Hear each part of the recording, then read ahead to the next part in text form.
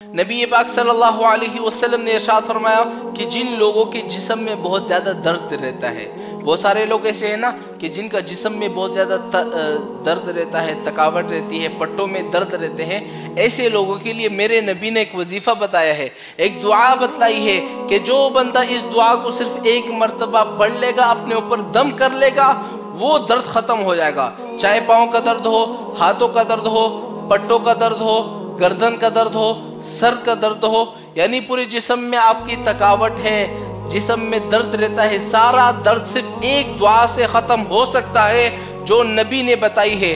वो दुआ कौन सी है मैं आप सब लोगों को बता रहा हूँ।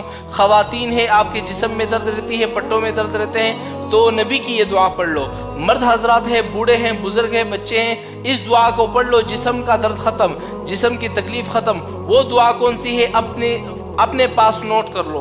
आपने रोज़ाना इस दुआ को सिर्फ एक मरतबा पढ़ना है, अपने ऊपर दम करना है। वो दुआ ये है, अल्लाहुम्मा रब्बन नासी अज़हिबिल बअसा इश्फि अंत शाफी ला शिफाआ इल्ला शिफाउका शिफाअन ला युगादिरु सक़मा।